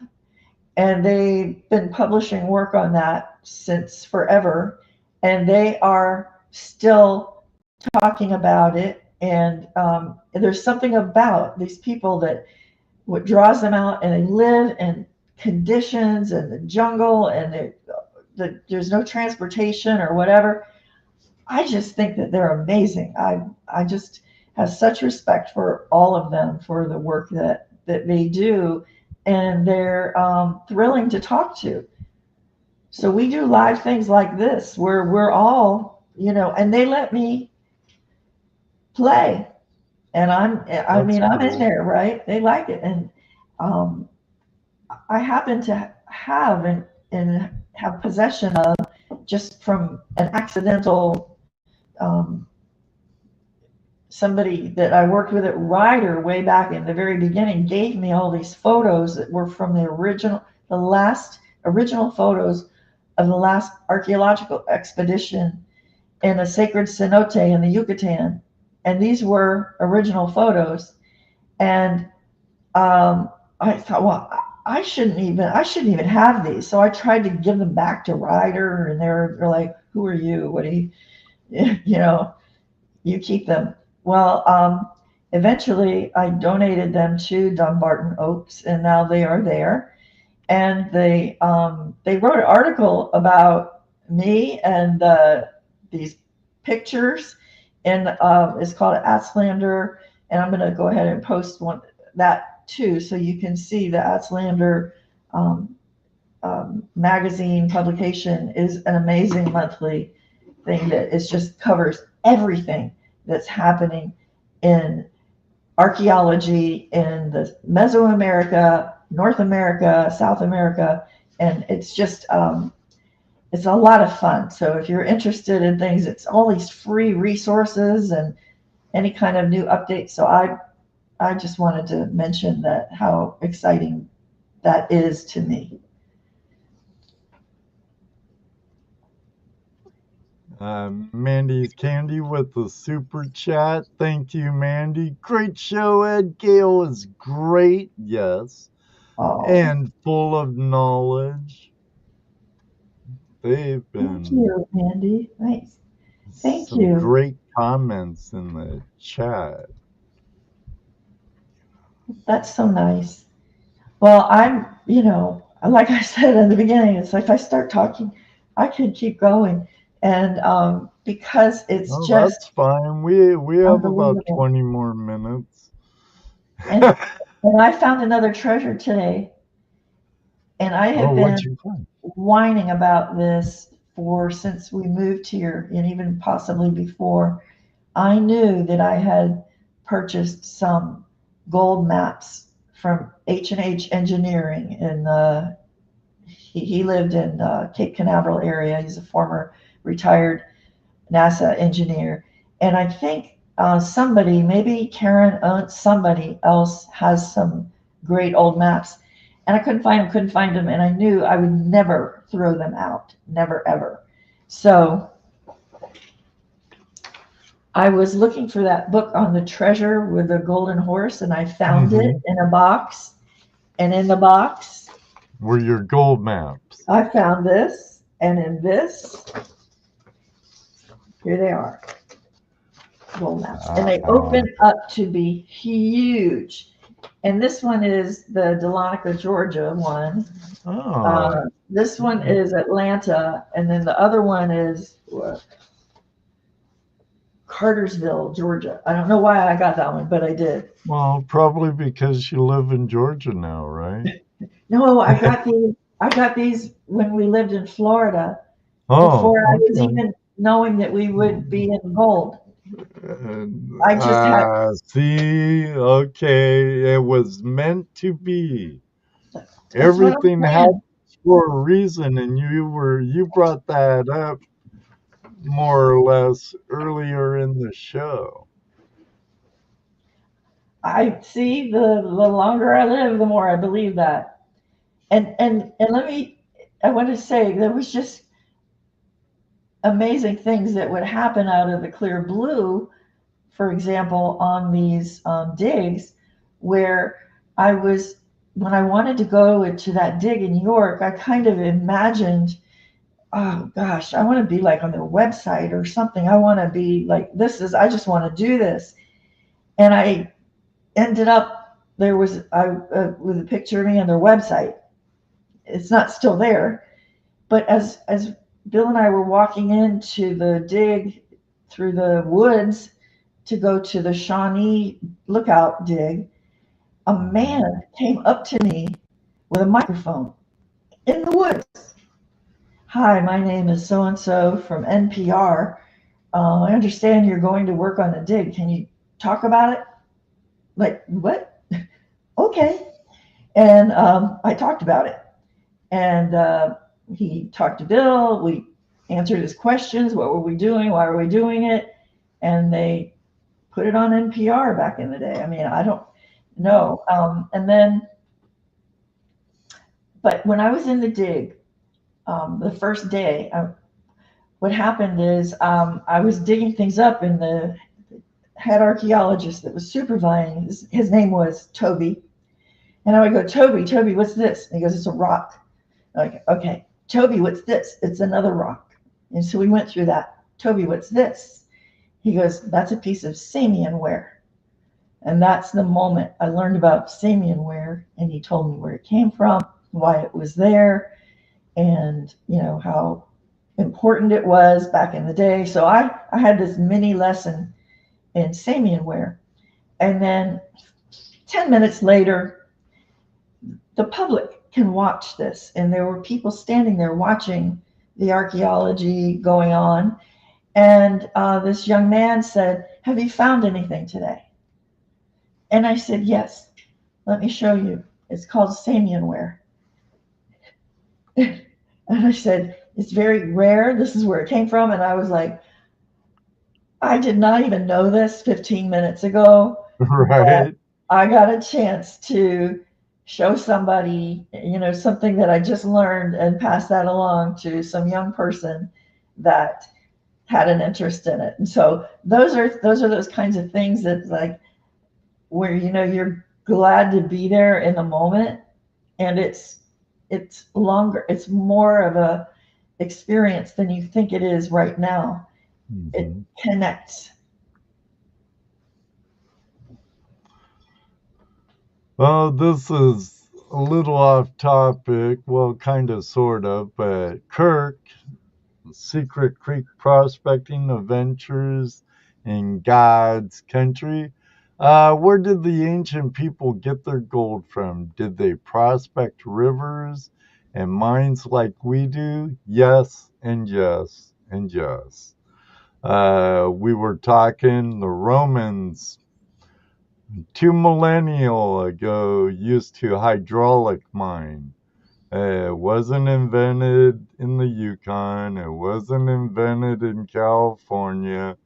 The Romans did it many, many, many eons ago. I'm not going to say the first people, and I know that's not politically correct, because I believe there is no first people. Everybody migrates from somewhere, sometime. But Island Royale, Michigan, in Lake Superior, has had copper mining for a couple millennia also. The copper culture mined a lot of that area and used it for tools and whatnot. So they did do a form of hard rock mining, Kurt, but mostly placer, from the research I've done on that stuff. That's consistent with everything that I've heard. And in the South America and the Maya, the real currency there was cacao and jade. And those were, highly, widely traded. And one of my friends did a couple of different magnificent presentations on that, Jim Reed, on the trade routes that existed and how long ago they did and where they went and how they traveled up and down the coast all along the Americas for thousands of years. I wonder how much early on copper and bronze was worn, traded, etc. mistakenly. It could have been a lot, Mr. Lodak. And bring up a good point. Greeks and Romans use fleeces, just like miner's moss or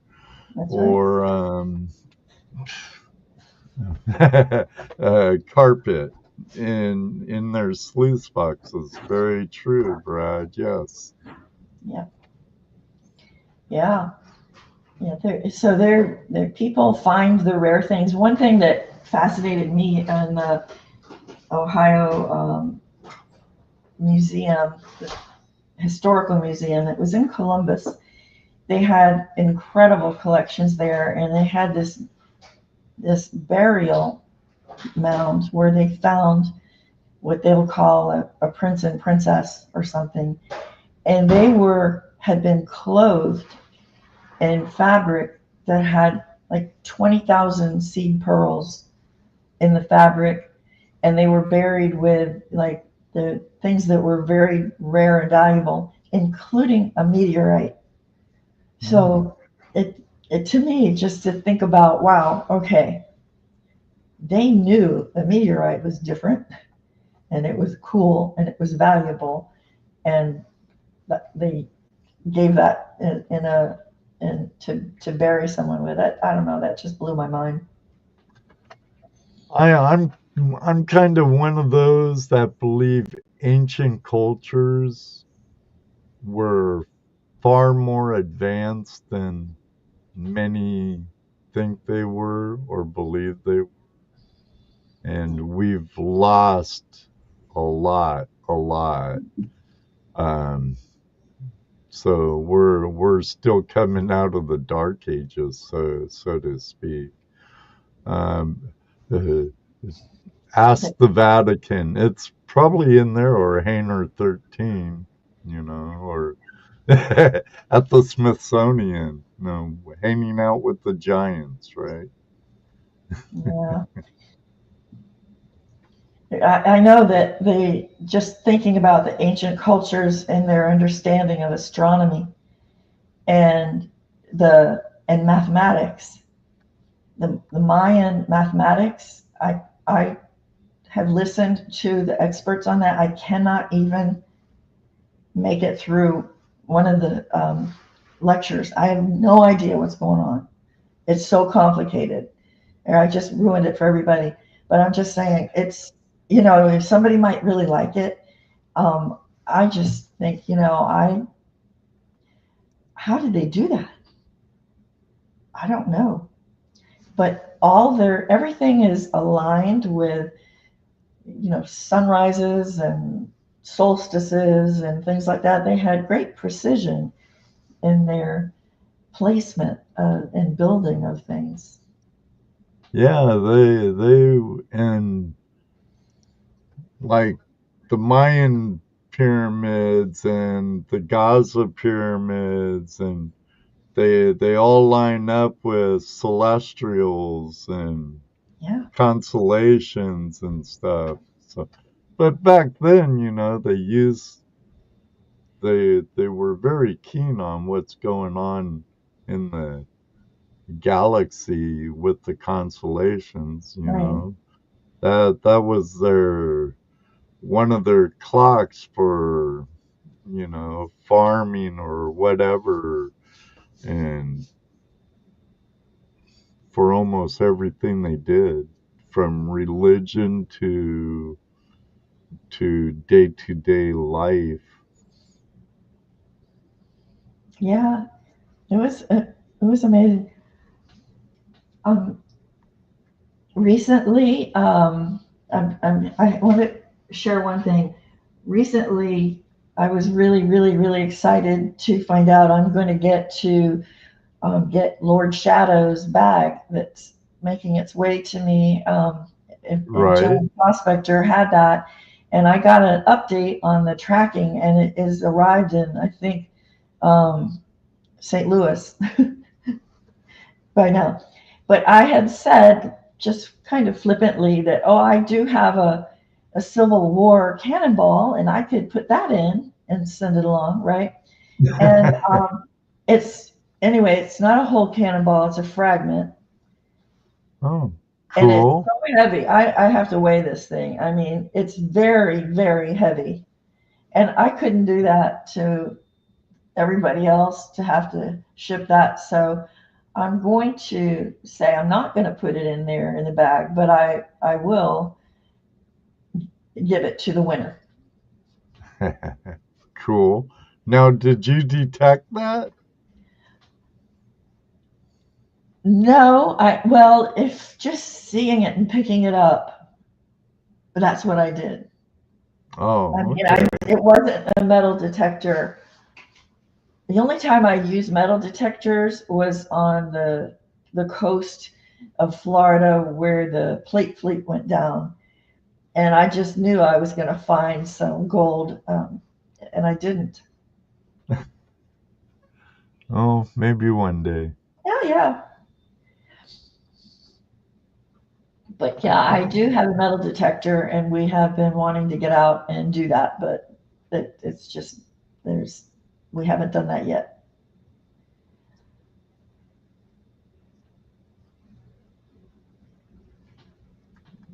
I heard of ancient cultures, and they always talked about the riches in gold and silver and rubies, but nowhere is there any movies or videos on how the ancient people got their gold and silver or rubies.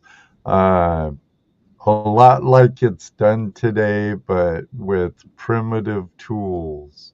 I Yeah. mean, if you thought the old timers with a single jack or a double jack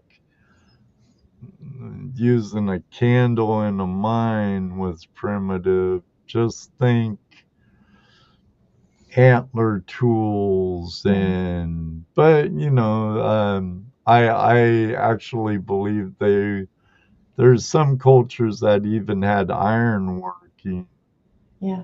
knowledge. I mean, ancient cultures. So, Well, remember the whole conquistador, arrival.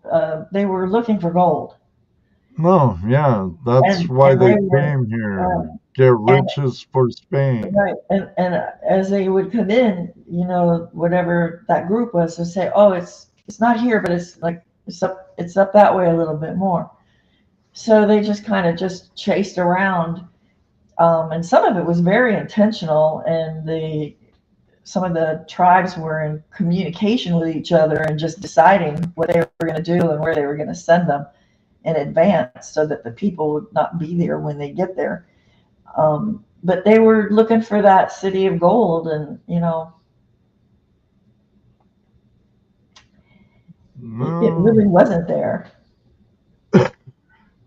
or was it? And Or just was it? Right. like Montezuma when the Spanish came there, and I forget what they did to Montezuma to say, okay, they're gonna turn us into slaves and stuff, because one point they were good and then something happened. I'm not Terry Carter, so this information about this stuff don't really retain with me a lot. But then Montezuma went north into what is now America, and they believe, because I forget which Spanish explorer it was, went back. There was no Montezuma, no more gold, no more nothing. And from what I hear, it could be hiding in what, Utah? No, I'm just kidding about that. I emphasize Utah because all these guys from Utah always says there's no gold in Utah. It's too bad. Well, People there's would gold like in to have Utah. it, wouldn't they? Don't Wouldn't let them lie. they? And it Yeah. isn't just on There's no the gold in a lot of Latter-day places Saint I've shit. lived. Yeah. Well, yeah, but the search for it continues. It's still there. We're never going to find That's it what all. the Samaritans say, or who was it? I think it was the Samaritans. who talk about the Anunnaki on the Emerald Tablet said that the Anunnaki created us to mine gold. Okay. Well, Cottonwood Trail says no gold in Indiana or Ohio, huh? yeah. Yellowstone Joseph is in Montana and Wyoming.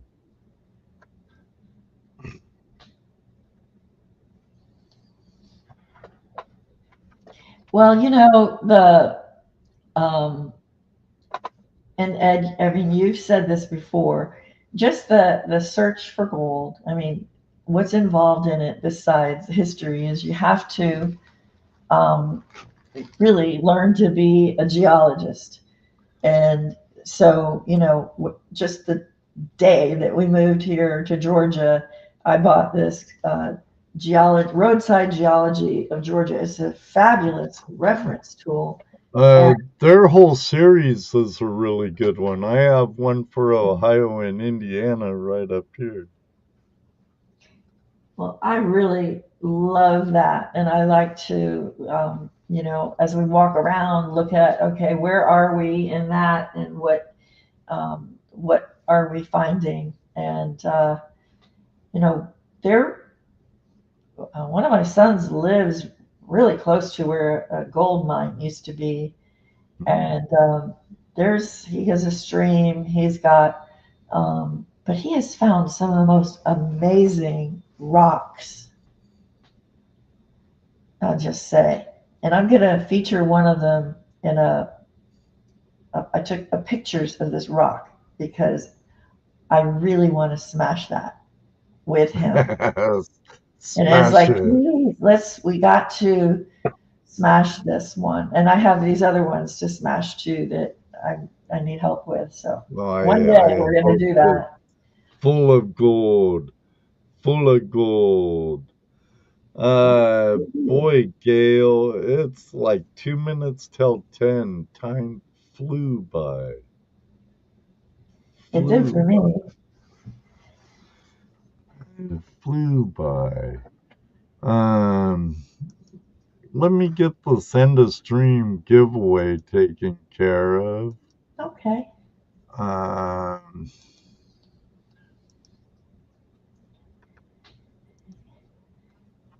Yeah, I'm still somewhere in daylight savings blur. I'm gonna have to get some Archaeology and Gold stickers. I'm sending you some. Excellent.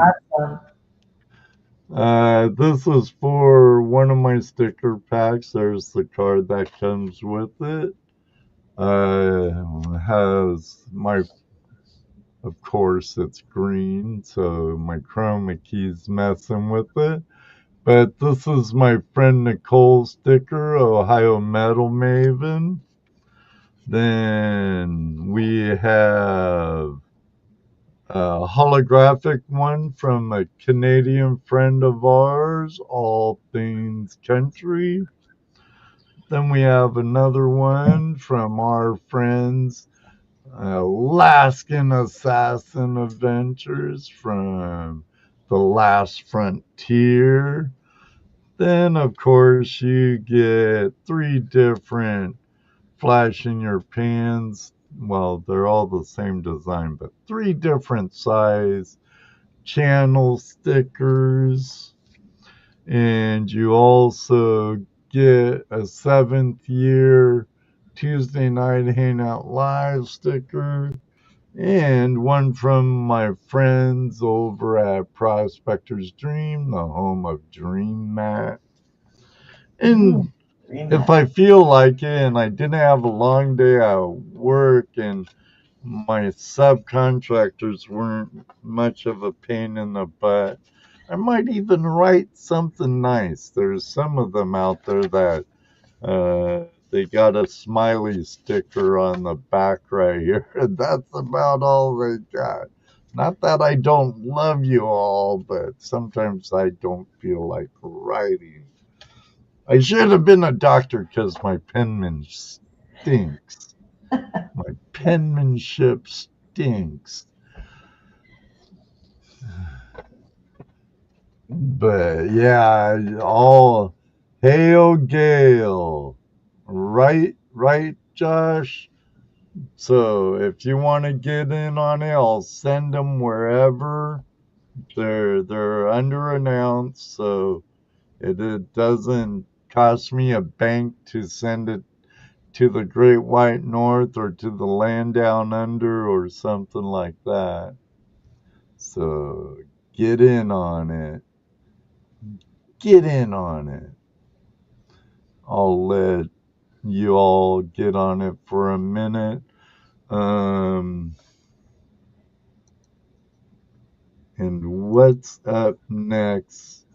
Next week we have the return visit of Willie Shiny Gold. He's pushed the 100,000 subscriber mark. It's going to be interesting to see how Willie's doing since the last time he's been on. It's been quite a while now. But that's about it for March, because the last show of the month is an open line Tuesday where our friends at Prospectors Dream will be giving away a little itty bitty keychain high banker, runs off of USB. Dorothy Richardson just shared a short on the one she received from DreamMat that she won not long ago. And they do work. They do work. They're so cute. They're so cute. Cute. You could take it to work and run pay dirt. Run your super cons right on your desk. Your boss come up. What'd you do there? Running pay dirt and working, multitasking, boss. I can't do that at work, but you might be able to.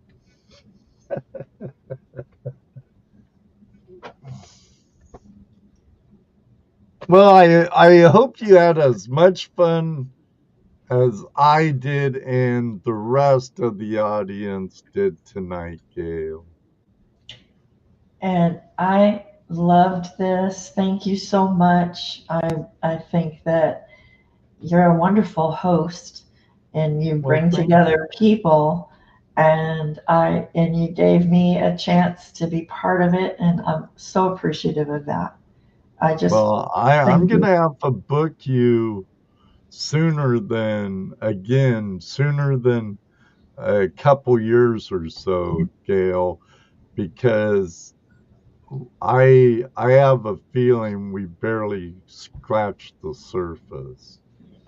So I would we say have much more to unearth with you, ma'am.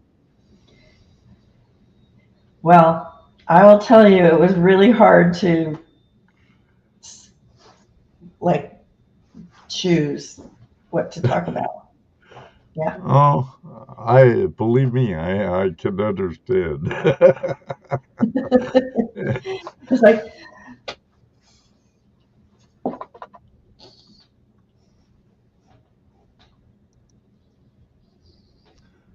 that's a mighty big word for a man prospector.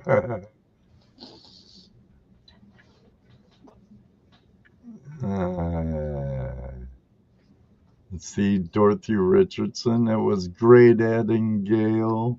I think so. I think you did absolutely fabulous, Gail. And thank you. I can't wait to get you on again. Thank you. It was a blast. I All almost right, the camera's going, but this one. Oh, it's stuff happens, Murphy shows up even when we don't want him to. once in a while. It's the joys of live streaming, Gail. We have 37 in here. We only have 20 entered. So I'm going to put a minute on the clock. And once that minute's up, I'm going to see who gets the sticker pack.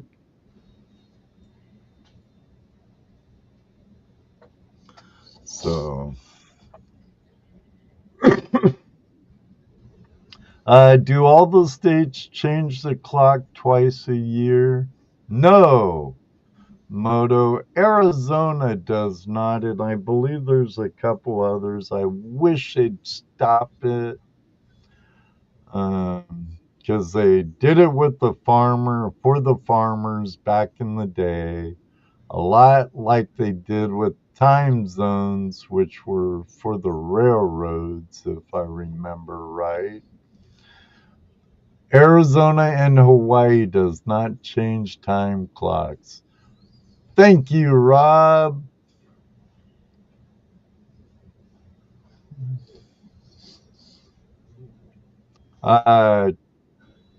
This coming Sunday over at my friend's podcast,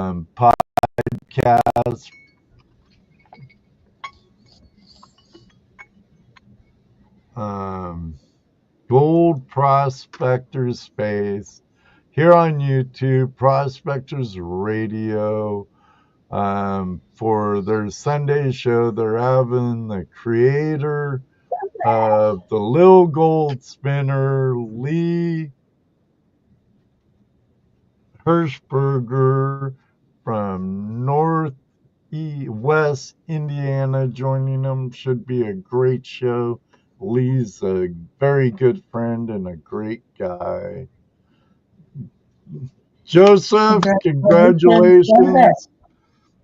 I don't know if I still have your address, Joseph.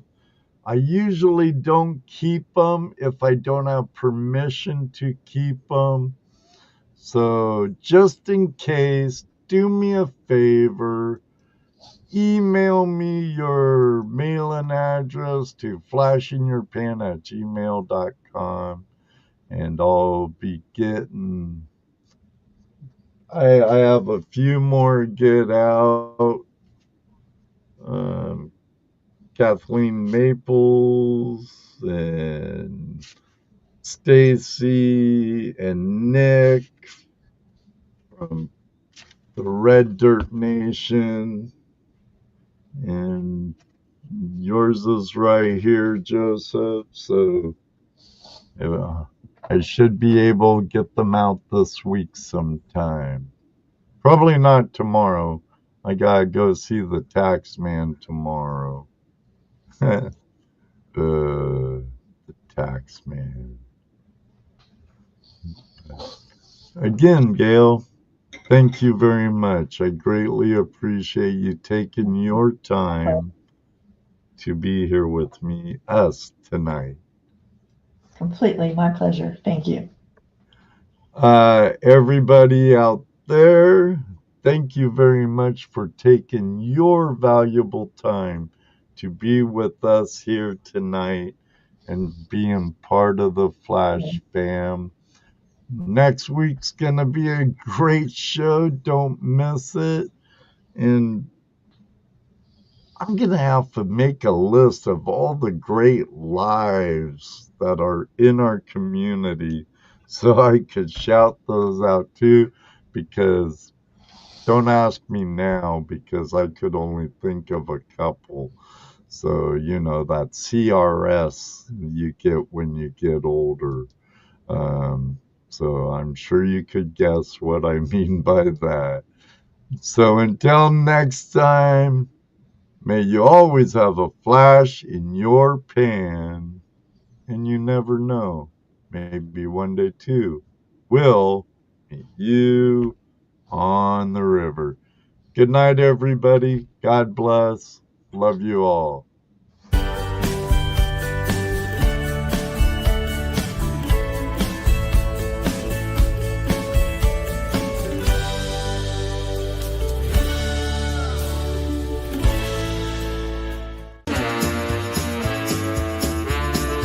Tuesday Night Hangout Live. We've had our fun. The battery was strong, the night's been won. Thanks for tuning in. We'll see you soon. Tuesday Night Hangout Live is for all of you. Flash Bam forever. We'll keep the vibe. Catch us next time. Let's keep Night it comes to a live. close. We're feeling great.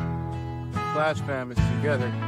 Whenever it feels just right. The wonderful guests, good times, and so much fun. Tuesday Night Hangout Live will return very soon. Thank you for joining us. It's been a fantastic time. Camaraderie is strong, and we're built to last. Time next time, we look forward to seeing you again. Tuesday Night Hangout Live will be back soon. Give us a like. Don't say goodbye. Just see you later. Flash Fam forever. Until we meet again.